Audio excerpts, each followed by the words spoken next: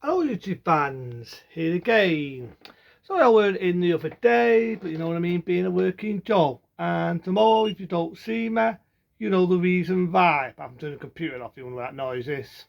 So, I figured I'm doing the 80s marathon, and it's runs with action films, why not this one? We all know it. It's a sci-fi classic, it's an action.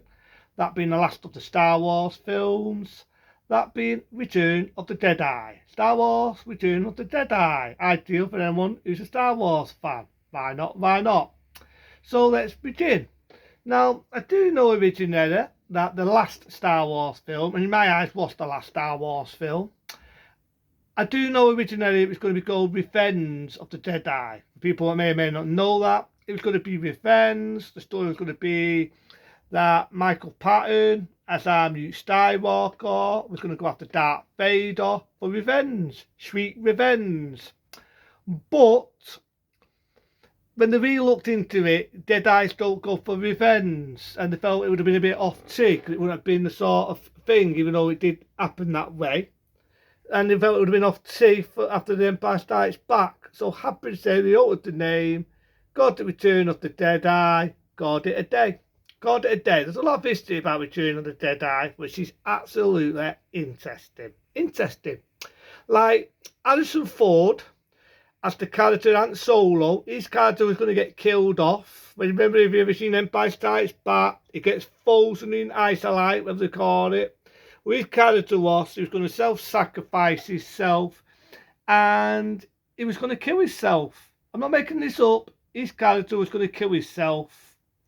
But I think at the time, he was making it big with Raiders of the Lost Ark. 1 day later, as I already mentioned it in the 82 one, being Blade Runner. And they managed just to get him to do Return of the Jedi. And they got him. He lived into the new one, ruined it. And he managed to live. There's a lot of interesting debate there. Now, I do know that they had the special edition that came out in 1997. There's all bits where I do prefer on the special one, and there's bits where I prefer the original theatrical one. Now, people may or may not know this, I've got the specialised editions of Star Wars, because I'm old school. I'm not really into CGI, and I prefer it how it originally was. It's a beautiful transfer, it's remastered, it's in its original widescreen format, so to go on. But there are bits where I will argue that the special edition is a little bit better, only a little bit. Now the bits I'm going to say, why not, why not? Number one, I do love the bit with that beautiful girl, the Dean Durst gets feed with that big bloody monster thing. There's a bit of an accent there where you see a bit of a breast, but I'm not a perfect. There's a bit where it dumps it down and the monster eats her up, and you see the aftershots where they redone it in 1997.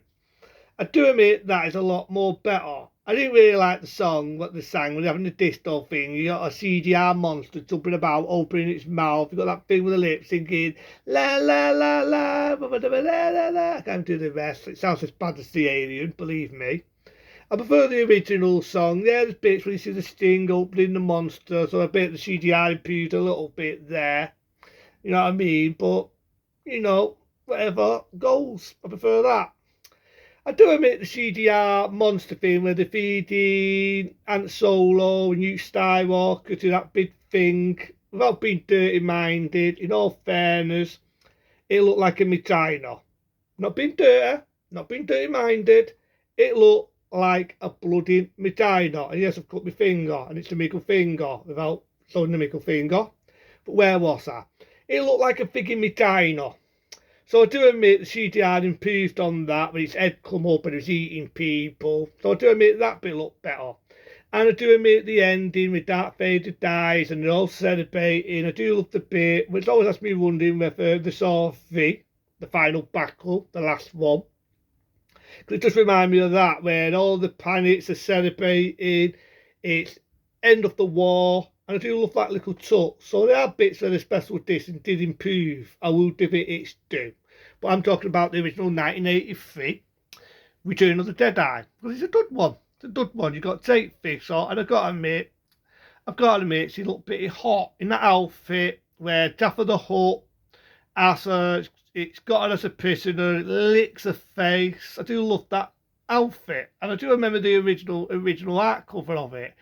Take this off, may she rest in peace. She did look hot in that scene where she wears that outfit. I do love the bit where Luke Skywalker outsmarts him. He's got the lightsaber. I love the look of it, at the alternate to a D1. I do like the Ewoks, but I didn't buy these little teddy bears. Taunted and run them. You know what I mean? They won the war by these two cuddly little teddy bears called the Ewoks. Which, when you think about it, the Ewoks made their own stardom. You know what I mean? One year after this, they did The Adventures of Ewoks, which was like an expensive little story. 85, they did another one called Return of the Ewoks, whatever it was called. The Adventures of the Ewoks, something like that. And they also had the cartoon series of the Ewoks. So the Ewoks definitely became popular in that era, being the 80s. And in 1983, you had that. Now you had the little kid who became a little person. It's a nice word, not an audible one. You may remember him as years later appearing in Willow. And he also made a small disappearance in Star Wars Episode 1, The Phantom Menace. They're the Phantom Menace. He does appear in this, he does in little bits, star as R2-D2, and the actor may also rest in peace, the little person.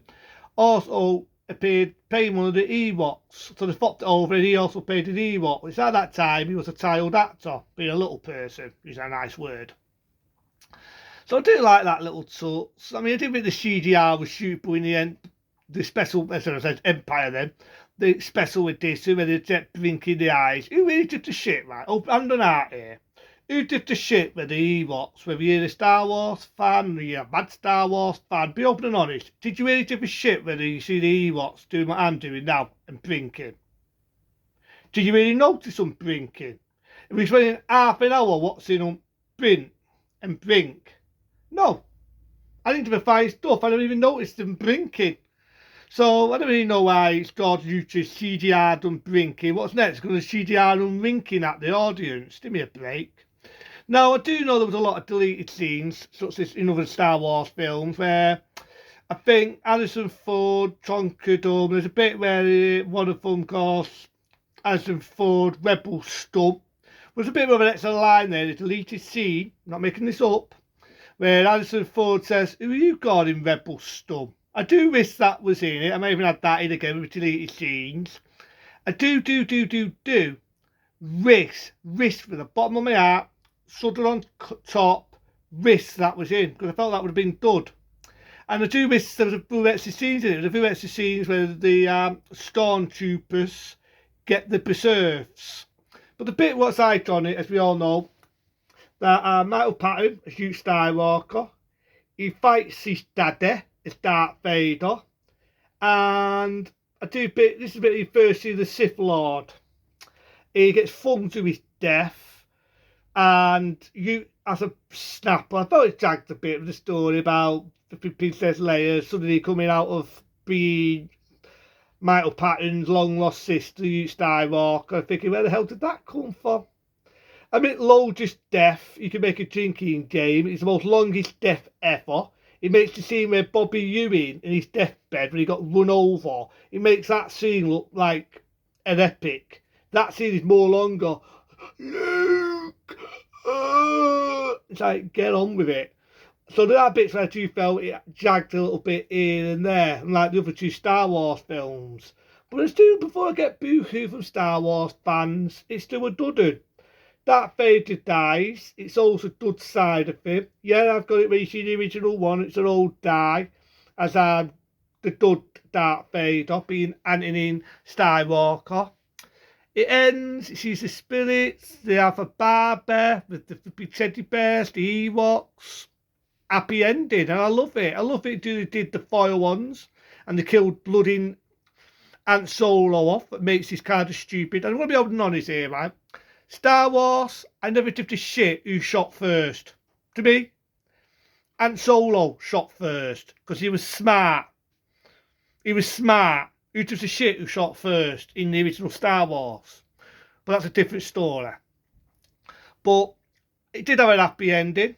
The Death Star gets destroyed again. They fly off, and I love it. That being Star Wars, Return of the Jedi, back in 1983. Just like the other two, whether it be Star Wars or The Empire Strikes Back. Made a lot of money, made big dollop of money in the cinema. It had a big opening in its day. Still is a big hit film, now a classic. Everybody loves it, no matter what I think. Whether people boo me, love me, what I said in this review, there'll always be Star Wars fans. And Return of the Jedi, to me, it's how it should have ended. It's how it should have ended. But that's how I see things. People might see it differently. But until then, be smart, be safe. See you later.